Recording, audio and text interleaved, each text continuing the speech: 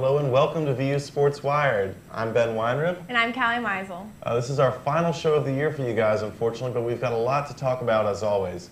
We're going to lead it off with the Texas A&M baseball series, which didn't end up too well for Vanderbilt. Head over to some spring practice football, where we just saw the black and gold spring game, and then we're going to show you some highlights from the MTSU baseball game. From that point, we're going to go over to our new favorite segment, Deep Thoughts, look at some basketball, go to the Commodore Spotlight, and finish up with all of our favorite moments of the sports year. So Vanderbilt this weekend hosted Texas A&M. It's the first time Texas A&M has played at Vanderbilt. And it didn't go too well for Vanderbilt. They lost on Friday and Sunday, which is an unusual home loss. Definitely not something we like to see here. Yeah, no, definitely not. This is actually like the first conference series loss at Hawkins since early in 2012. And, you know, it ended the Commodore streak of 10 consecutive SEC wins at home. So that's kind of sad. But, yeah. You know, Friday was just not too great. We lost 4-10. It was just not great offensively or defensively. But then again, you always have to take into account how the other team's playing. And their reliever, Parker Ray, actually threw 10 strikeouts in 5 innings. He gave up 1 run and there were no walks. So I mean that's hard to beat. Yeah, and it's tough. Friday's usually our good game because we have Tyler Beatty out there, but he's had a little rough patch. Gave up 4 runs in the second inning, and it's tough to overcome that short deficit right there at the beginning. It is. It's hard to come back from a slow start. Yeah. But Saturday we looked a lot better. We won this game 8-5 after coming back from a 0-3 in the first couple innings.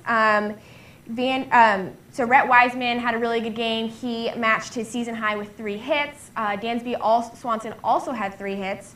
And then Xavier Turner had his 10th multi-hit game during his 21-game hitting streak. So that's pretty impressive. The Commodores definitely looked good then, don't you think? Definitely. I mean, it was nice to see the offense pick up a little bit because they were missing a couple guys. Xavier Turner's coming off concussion. Xander Wield wasn't quite back yet, although he did play on Tuesday against MTSU. So it's nice to see these bats going, especially when the pitching's been struggling lately. Yeah, exactly. But unfortunately, it came down to Sunday, and we lost 2-8. Vandy actually out-hit Texas A&M 11-8. We just couldn't seem to get the runs, I guess. But you know, on the bright side, Xavier Turner pushed his hitting streak to 22 games. Honestly, I think this was pitching again. Tyler Ferguson had only 5 strikeouts in over 6 innings, so that's kind of tough to keep it going defensively when that's the case. Yeah, and this is something that's been an issue lately, is that the starting pitchers have not done well. And really, Beatty's the only guy that we know is going to be in the rotation the whole year. Right. We know you've heard today that there's going to be a new starter in the rotation this weekend. Right. I think they're taking out Jared Miller, who usually starts on Saturdays, and we'll be replacing him with Carson Fulmer, who's one of our better relievers. Yeah, he's been closing a little bit, been throwing in the upper 90s, one of the most fun guys to watch for sure. Definitely. So it'll be interesting to see how he plays over a long stretch of time. Last year, his final 3 games were all relief appearances of 5 innings. But this year, I don't think he's pitched more than 3 innings in any appearance. So it'll be interesting to see if he can throw that hard, if he's going to have to pitch 4, 5, 6 innings. Right. He's got the speed. It's just now a matter of consistency, and if he can hold that out for as long as the starting pitchers do. Yeah, one other guy that we've seen start has been Walker Buehler, who's been the midweek starter. He's not going to be in the rotation yet. He's looking good, though. Yeah, he has the lowest ERA of any starter on the team. It's under 2. But so it may be a matter of time before he's in the rotation. Yeah, it is. But I think it's definitely, odds are looking good for him. I mean, he had like his record 10 strikeouts in the game against Indiana State earlier this month, and he's been throwing pretty well. So I'm looking forward to see what happens to him. Yeah, and later on in the show we'll get to you guys when we have more people on to talk about who we think should be in the rotation going forward. So the good news, even if baseball didn't win, is Vanderbilt football won. At least the gold team did. The gold team beat the black team 21-16 on Saturday. It was an offense versus defense format, which has been different than past years when it's basically been first team versus second team. And the scoring's confusing. Basically, the defense kind of looked better, at least to me. The offense struggled at times, but the offense came through at the end. Patton Robinette orchestrated a 65-yard drive, ended up with a touchdown there at the end. It was an interesting spring game, and the thing that most people are talking about is the quarterback situation. Right. So the big names for this game or Pat Robinette and Johnny McCrary.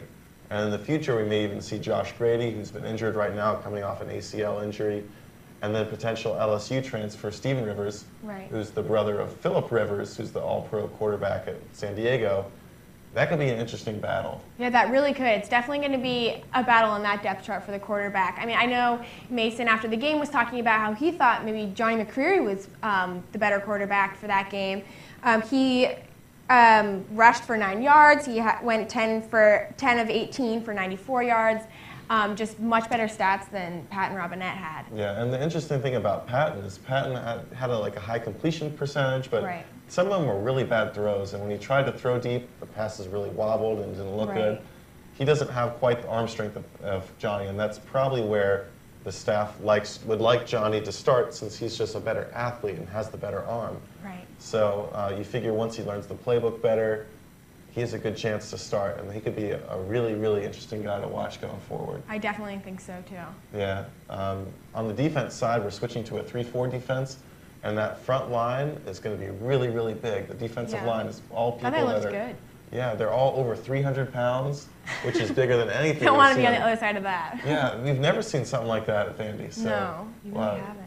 Mason's a really smart guy, so hopefully with a big defense and his brains, that could look good. I agree. And also, I think, one interesting player to look out for is a redshirt freshman who's a running back, Ralph Webb. He played very, very well. He had 114 yards on 14 carries. He had a 60-yard touchdown run. I mean, it's just incredibly impressive, especially for, he's so young. I mean, that just bodes well for the future of the team in general. And, of course, for, the running back situation, if we're shorter on wide receivers, that's the always big thing. Good. Exactly. So it's always good to have someone there. Yeah, so that could be a three-headed monster with Brian Kimbrough and Jerron Seymour, and that's especially impressive because with Jordan Matthews gone, who's playing receiver? Exactly. That's a big question. Yeah, we've got Jordan Cunningham, who did look nice last year. He was the third receiver. But after that, you've got just a bunch of different redshirt freshmen. C.J. Duncan's a guy that could be a player. Latavius Rayford, who played even last year. But there's a lot of unknowns, and if there's unknowns at running back or unknowns at wide receiver, having a good set of running backs could go a long way. Yeah, well, it'll be interesting to see as the season begins, kind of who begins to shine as the, better wide receiver. See who that'll be. That'll be interesting. Yeah. So we brought up the baseball game earlier. Baseball played MTSU last night. Close game, 19-1, but Vanderbilt pulled it out. We'll send you over to some highlights now. Tuesday night from Hawkins Field, the Vanderbilt Commodores took on the MTSU Blue Raiders. Walker Buehler on the hill. He's been great recently. Gets another strikeout here. We head to the bottom of the first where the Commodores put up a 4-spot. Here's one of those runs as John Norwood lifts one to right field. The wind really takes this one into the corner over the right fielder's head. John Norwood goes all the way around to third base on this play, making it 4-0 Commodores to cap the 4-run inning. Here we are, Walker Buehler still dealing, gets him on the curveball there. We head to the bottom of the fourth where the Commodores put up another 4 runs. Here, Carl Ellison slams a single up the middle, making it 5-1 Commodores, just the first of a 4-run inning. Here's Walker Buehler, another strikeout for him. He had 9 Ks. Here in the 6th inning, we had Carl Ellison with a single through the left side, making it 12-1 Commodores. Commodores exploded this inning for 10 runs. Here's 3 more of them on a Vince Condi 3-run double as this one gets over the center fielder's head. MTSU did not play a clean game here, making it 14-15 and then 16-1. So you see the Commodores taking a huge lead. Xander Wheelup now with a base hit to left field. Good to see Xander back hitting after his gruesome elbow injury from last week, making it 17-1 Commodores. Here we are now, bottom of the 7th. Xavier Turner looking to extend his hit streak. Gets one, RBI double down the right field line, capping it at 19-1 Commodores. You see a little interesting rundown here. MTSU really screwed this up, as every runner ended up safe on this play. Xavier Turner extending the hit streak to 23 games. Really great to see the Commodores get their bats going as we had 2 hit games from Tyler Campbell, Brian Reynolds, Xander Wheel, Rhett Wiseman, John Norwood, and Carl Ellison. Awesome to see. I guess you'd expect that in a 19-run outburst, but still, with their recent struggles, it's great to see a game like this. Something to keep in mind, though, Dansby Swanson left the game in the 3rd inning with a quad injury. He is probable for Friday, when the Commodores will take on the Arkansas Razorbacks at Arkansas. All right, welcome back. We've got the whole cast here. We've got Allison Mast on my left, your right. We've got Max Hers on my right, your left. And this is our new segment, which is all of our new favorite one right now. It's Deep Thoughts. And the first deep thought is, who should be in the weekend rotation right now? So let's start on my left, your right. I think that we should keep Beatty and Ferguson and either switch out Miller for the other Miller or for Fulmer, because I liked what I saw from Brian Miller on Saturday. We stretched him and he stayed sharp. So who's Friday, who's Saturday, who's Sunday? Sorry. Friday, Beatty. Saturday, Brian Miller. Sunday, Ferguson. All right. To me, I think you have to keep Beatty. I think that's a no-brainer. He's going to be. I think he'll pick it back up the rest of the year. I think that the last couple weeks, Jared Miller's hasn't really gone more than 4 innings per game. His ERA is hovering about like 6.5. I think you need to give him a week or 2 off. I think Walker Buehler makes a lot of sense on Saturday. He's been really good during these weekday games. And then for Sunday, I'm torn between Ferguson and Carson Fulmer, but I think Carson is a guy that if you stretch him out to a starter, could be as good as just about anyone. So I think you give him a shot on Sunday, and if he doesn't work, you can still go back to either Miller or Ferguson. I think you only make the switch for about 2 weeks, because we picked these guys for a reason at the start of the year, Miller and Ferguson, because they're really good starters too. So I'm going to go Beatty, Buehler, Carson Fulmer, but for 2 weeks. Max? I like Fulmer a lot in the bullpen, honestly, and if I were to move someone from the bullpen to the rotation, the guy who I've seen pitch long innings a couple times this year, who may be an underdog to be a starter in the future, is John Kilichowski. And I know he doesn't have as much experience as any of the other guys, but I think he'd be a good replacement depending on who you want to take out between Miller and Ferguson, especially if you take out Miller so you keep a lefty in the rotation. So I think John Kilichowski starts Saturdays, and Beatty and Ferguson stay on their respective days. All right. Oh, I'm going to keep going with that trend, keeping Beatty and Ferguson both on. But I actually think it'll be interesting to see Carson Fulmer start. I definitely think that he has the stamina to keep playing, and he's been pitching very, very well lately. And so I'd love to see him start on Saturdays. But like Ben said, I think that it should not be for the rest of the season. Definitely for like only a couple weeks, because Jared Miller's an excellent pitcher. We all have our ups and downs, and I think that we picked him for a reason, and so we should stick with him. But maybe he just needs some time off. We all have our ups and downs. Those are some deep thoughts right there. That's what we're here for. All right, the second question here is, who is the new face of the football team? Allison, we'll start with you again. Oh gosh, I wasn't ready for this. I think everyone wants Johnny McCrary to be the next face of the football program. However, I'm going to go with Caleb Zubike.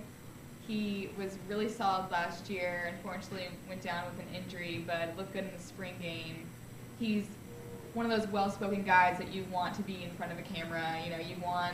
He's one that you're comfortable when he goes to talk to the media, and just all-around great players. I'm going to say Caleb Zubike. Right. I'm going to go with a different outside linebacker to start with. I know that Vanderbilt football wants Kyle Westman to be that guy. He was the one player they brought into Coach Mason's introductory press conference. But really, it's got to be Johnny McCrary. He's going to take over as quarterback, I think, at least by the end of the year, and he's talented enough to take this team really far. And we've seen with all these freshman quarterbacks the last couple of years, they become the face of your program, assuming they play well. Or if not, you turn into Jalen Whitlow and you're just a bad Kentucky team. But I have faith in Johnny McCrary. There was a great article in the Hustler today about Johnny McCrary. Everyone should check it out. He's got a smile a mile wide, a great face for the face of Vanderbilt football. Max? I agree with Allison that as of now it's Caleb Zubike, because this is going to be a defensive team, and Zubike is the undoubted leader of this defense. But I think to stick with my trend of freshmen who are going to jump in the spotlight, picking up with John Kilichowski, I think within a year it's going to be Jay Woods, because we saw from the spring game his tenacity is unmatched. In a no-contact game, he sacked Patton Robinette. He knocked him to the ground on the first play of the game, and that's the type of intensity that Derek Mason wants to see. And I think Jay Woods is a vocal guy. Yes, he's never played a single college down until this year when he'll play a ton of college downs, but I think he has the potential because he's such a vocal leader. He's a recognizable guy, like you said with the Zubike. I think he has that big potential to step in to a leadership role on this team, maybe even this year. You know what his Twitter name is, right? He's a beast of nature.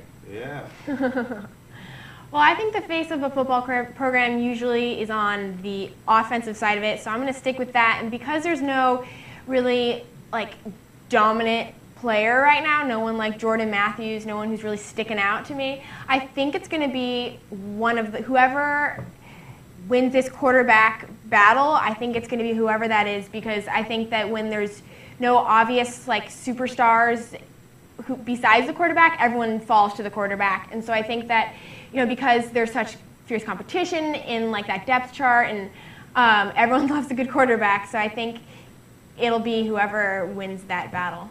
Any predictions? I'm feeling McCreary. There we go. That's the right answer.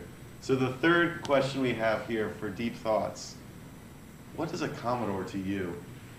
Wow, that's a tough question. Before I came here, I had no idea what a Commodore was. Right now, I think my uncle is a Commodore at his yacht club. And then there's the guy who runs around in the costume.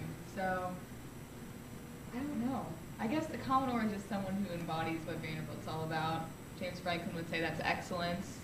I don't know what Mason says it is, but a Commodore is someone who can balance sports and academics and just live a great life, I guess.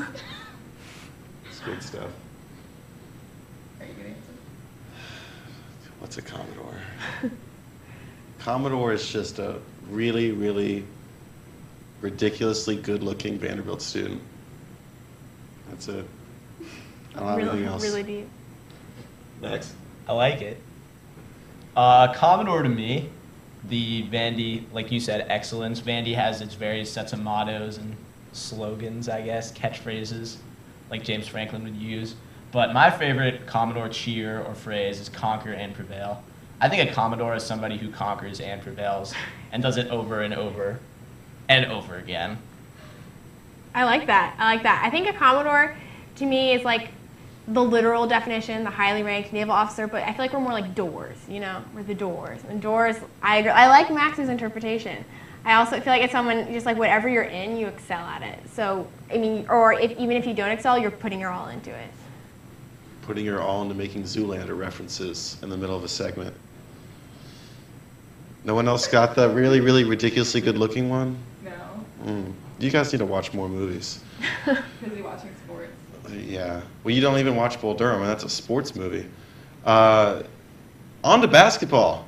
Christina Fogge last night, taken 24th overall by the WNBA champion, Minnesota Lynx. We've got a great panel of WNBA experts here for you, but I'll just start it off. This is an interesting selection by the Lynx because their two best players, Maya Moore and Simone Augustine, are both guards, shooting guards, just like Christina Fogge, but you figure that's about as good of mentors as you can find. Maya Moore was the #1 pick in the 2011 draft, great UConn player. Simone Augustine, great LSU player. It's a good team if she wants to build her way up slowly, sort of in the route of Aaron Rodgers behind Brett Favre, because that's how good she is.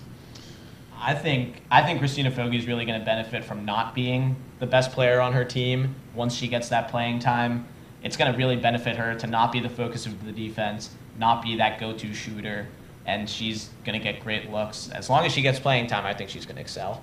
I agree with Max. I just think that she kind of struggled this year, but if you watched, it was really just she had defenders just swarm her, and it really made it difficult for her to get shots off. So once she can kind of ease her way into WNBA, she'll be a star. Mm-hmm. The other star of the women's team was, of course, Jasmine Lister, and she got an invite to the Seattle Storm's team. Didn't get drafted, but that's another chance for her to play at the next level. I think we had a question earlier in the year, will Jasmine Lister get drafted? So that was a no, unfortunately. But on to other basketball news. Men's basketball got a new transfer. Nolan Kressler averaged 16 points a game and led Cornell in scoring. They're going to need a lot more guards in 2 years because he's going to have to sit out a year. Kyle Fuller already graduated. Dejon Parker will have graduated. So this is a big addition for Vanderbilt. Yeah, Kressler is a guy who we saw this year just score a ton of points on a team with a terrible record. And he's a guy who knows how bad it feels to lose, a whole lot worse than anybody on this Vandy team does. I think he's going to come in with the drive. I think he's the type of guy we like, coming from another top academic school as well. And also, he's born and raised in Pittsburgh, Pennsylvania, the town where champions come from. So that can't hurt. Good stuff. Good stuff. This is actually now 5 players in Stong's recruiting class this year. 4 freshmen, including 3 guards, and then now this extra guard. So lots of shooting coming in the next couple of years for Vanderbilt's basketball team. So now on to Commodore Spotlight. We're gonna lead off with bowling. Unfortunately, Vanderbilt does not get its second championship. The women's team lost in the NCAA championship. They finished 5th on the year, and they lost to Nebraska. So another year really close, but no cigar for the bowling team. Won't be able to walk around Vanderbilt's campus as celebrities for another year. Oh, they'll still be celebrities. They still hold our only national championship, so. Yeah. Title. Well, they're hard to miss. Definitely do not blend into the student body at all. We got some men's tennis updates. So Vanderbilt will be hosting the SEC men's tennis tournament, which actually started today with the preliminary round and will be continuing through the weekend. So 8 of the top 30 teams in the country will be in this tournament, and highly ranked doubles pair, AJ Austin and Ryan Littman will be participating for Vandy. The Commodores tournament starts tomorrow afternoon against Auburn in the 8-9 matchup in the tournament. So Vanderbilt really ranked middle of the pack in the conference. So we'll see whether or not playing at home actually helps them in this tournament against some really great teams. So we'll see how they fare there. And for women's tennis. Women's tennis is also looking pretty good. They finished their season tied for 2nd in the SEC. They were actually only 1 game behind Alabama. The Doors were 11-2 and Bama was 12-1, so super close. And because of that ranking, we got a bye in the first round of the SEC tournament because we're the number 2 seed, and we'll play the winner of Auburn and Kentucky. So good luck to the women's tennis team. I think those will be some fun matches to go out and watch. And in the golf world, Hunter Stewart, who's on the men's golf team, over the summer he won the Players Amateur, which earned him a spot at the RBC Heritage. So he'll be competing in that. All right. He's had a great year so far. Yeah, so now our final segment of the year, before we take a several-month break, is our favorite moments from the year in Vanderbilt sports. There's a lot to choose from. I know I'm going to guess all of our least favorite moments have to do with a former football coach, but let's start off with you, Allison. What was your favorite moment of the year? Well, I'm going to take a positive spin on the departure of that former football coach. You know, I kind of am going to combine 2 moments to make my favorite moment. So that would be just the Star Walk before, or when Coach Franklin announced that he was leaving. I just thought that was a really cool thing to be at, just to see how the fans came out in the dozens to support the players, just, you know, to let them know that we support you. We're not just supporting the coach. We're here to stay. So that combined with the Star Walk before, or when Coach Mason arrived, those would be combined my favorite moment, because just to see kind of this transition. And they often say that it's not the coach you think is going to be with the coach after who really makes the change in the program. So I'm excited to see the beginning of the Coach Mason era. Yeah, so I had a tough time on this one, choosing between the Florida and Tennessee football games. I got to cover both on the road, and that was incredible. But I'm going to go with the Tennessee win. That one was a lot more exciting. It came down, as everyone remembers, to the very end. Austin Carter-Samuels on 4th and 1 tried to rush up the middle. Looked like he got it. It was called short.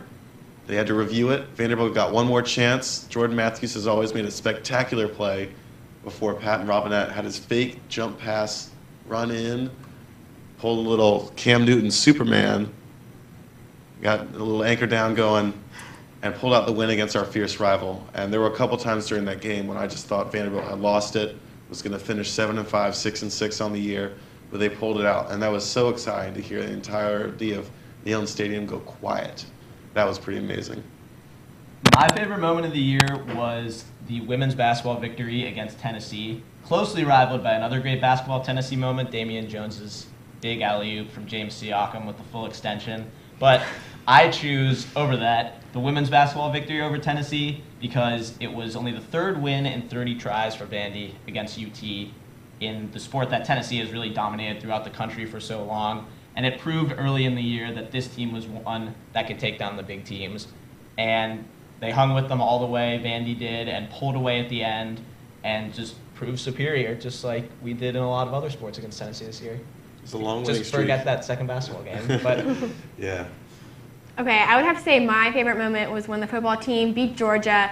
Huge win. And I remember some of my friends who went to Georgia came up, and I covered this game, so they were texting me in the press box. And they were talking so much smack before, and it just felt great for that reason. But the only bummer was that I was in the press box and really wanted to scream and be happy, and Ben was like, stop, stop, stop. So that was kind of a bummer. But that was just so exciting to see them pull through. I mean, it just, whenever you win a big game like that, it's just exhilarating. I had so much fun. Yeah. Well, that'll do it for us this year. We'll see you later on in 2014 after the summer.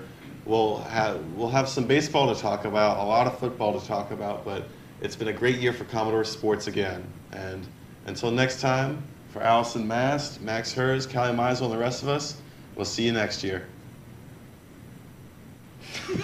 What did you just do?